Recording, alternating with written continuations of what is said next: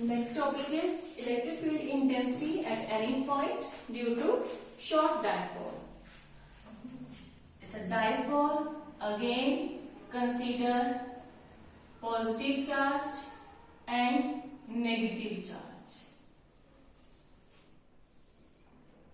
Say it be at point A and this point is B. Now we have taken electric field intensity at axial point, that is on the same point, and then equatorial point, that is a perpendicular. Now we have taken a point, say K, which is neither at axial nor at exactly equatorial. Let O is the center of the dipole, then it makes angle theta. If it is equatorial, then it makes angle 90. If it is axial, it makes angle with O 0 degree. But now we take a point at any point K, which makes angle theta. The dipole moment, always direction is minus to plus Q. Then the direction of dipole moment P, minus Q to plus Q. We can resolve P into two components, P cos theta and P sin theta. Along the angle P cos theta and perpendicular, it will be P sin theta. We have P, here is the angle theta, here is the point K. These both components should be perpendicular to each other. This component is P sin theta, along the theta it is P cos theta. Same P, this is the side P cos theta, or this line represent P sin theta. Say O to K, or this line O to A, A1, B1.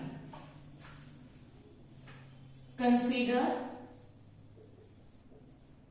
a short dipole, then the distance between them 2a, separated by distance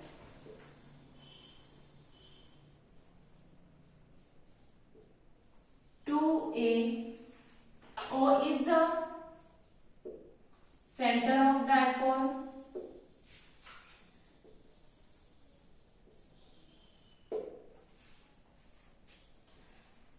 We have to find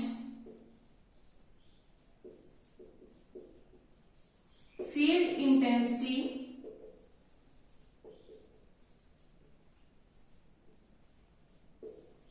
at point K such that it make angle theta at O. Resolve dipole moment P into two component P cos theta and P sin theta. Okay. Next, we have to find field intensity due to P cos theta and due to P sin theta. P cos theta and the K point, they both are in same line. If they both are in same line, we consider electric field due to P cos theta is even. It should be a axial because they lie in same. P sin theta, due to P sin theta it is perpendicular direction. We may suppose Km parallel to OA1. Km is parallel to OA1. The P sin theta, the electric field due to P sin theta, say it will be E2. Here, if we complete, it is a point K, M, suppose L. We can complete the rectangle. We complete the rectangle, say point N. Then the diagonal should be Kn is the net field E. What we have done? In this direction, P cos theta. Due to P cos theta, we assume electric field E1. Due to P sin theta, we assume electric field E2. We draw Km parallel to OA1. The net field E should be the resultant. We have to calculate E. Now, what we have done? We write it here. Let E1 is field intensity due to P cos theta, and it represents axial. E1 represent the axial electric field. Why it is axial electric field? Because P cos theta and the point K, they both are in same axis. AB and the point P, they both are in same axis. Point dipole moment P and field due to this dipole, they both are in same direction. That is the axial field. Here P cos theta and the electric field due to P cos theta, they both are in same direction. That represents the axial field. We know the result of axial field. Twice of K. Here the P replaced by P cos theta upon R cube. We assume O to K distance, let it be R.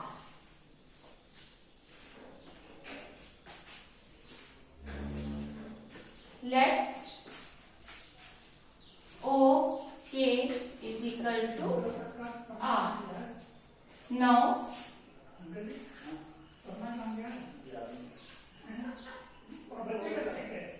let E2 is field intensity due to P sin theta. Then E2, it should be equal to equatorial, electric field due to equatorial, because here is the P sin theta, here is the point P sin theta, and the K point is here. The angle is 90. AB, equatorial point P, where we have to find point field at point P, it should be at angle 90. Due to P sin theta, we have to find electric field at point K, and it makes angle 90. So K is the equatorial point due to P sin theta. Equatorial result K, here Kp upon Rq. P is replaced by K sin Kp sin theta upon Rq. Say equation number 1, that is the important. Equation number 2, we use these two equations to find the net field. Now draw. Now make Km parallel to O A1 and complete the rectangle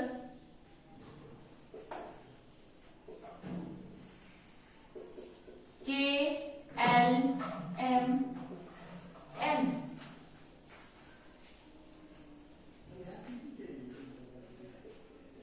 The net field E should be equal to under root it is E1 square plus E2 square.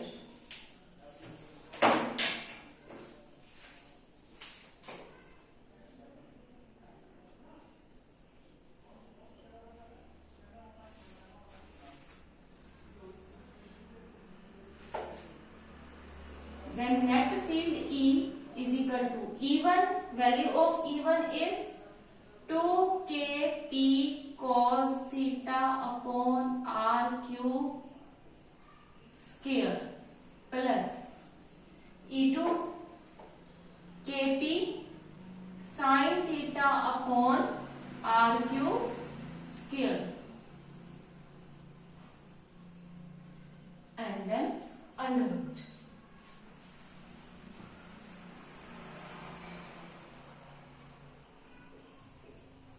Putting value of E1 and E2 from 1 and 2. Then electric field E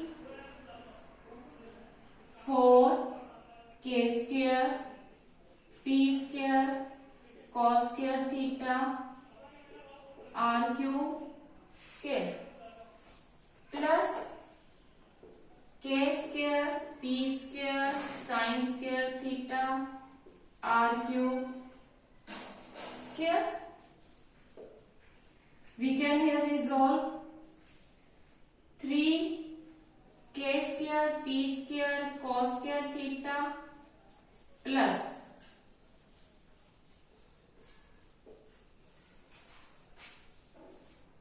K square P square cos square theta upon r cube. We resolve 4 into 3 plus 1 plus K square P square sin square theta upon r cube square whole under root. Here K square P square cos square theta, K square P square sin square theta upon r cube, that is the 1. E is equal to under root 3 K square P square cos square theta upon r cube square plus K square P square upon r cube square cos square theta plus sin square theta. Now again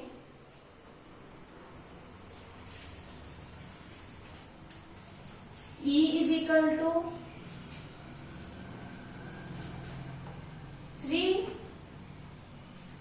square p square cos square theta upon r cube square plus k square p square upon r cube square. From both, the common terms are k square p square upon r cube square and 3 cos square theta plus 1. That is the E. Next step, E is equal to k p upon r cube. In under root we remain 3 cos square theta plus 1. This is the result of the short dipole. Again, the sub cases.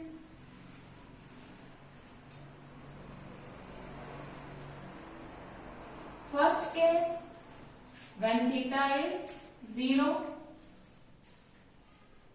then E is equal to kp upon r cube under root 3 cos square 0 plus 1. Cos 0 1, 3 into 1 3, 3 plus 1 4, kp upon r cube under root 4. Then the electric field is 2 kp upon r cube. This is the result of axial field. It means when angle is theta is 0, then the result is due to axial field. And the second case, theta is 90. When theta is 90, electric field is equal to kp upon r cube 3 cos square 90 plus 1. Cos 90 0. 0 into 3 0 plus 1 1.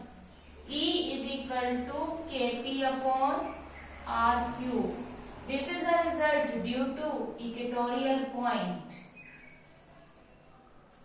So when the angle is 90 degree means when the K point is at 90 to the dipole, then the result is equivalent to equatorial point.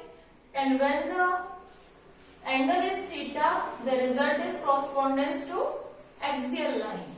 This is the electric field intensity due to short dipole, and we can deduce axial result and equatorial result due to short dipole.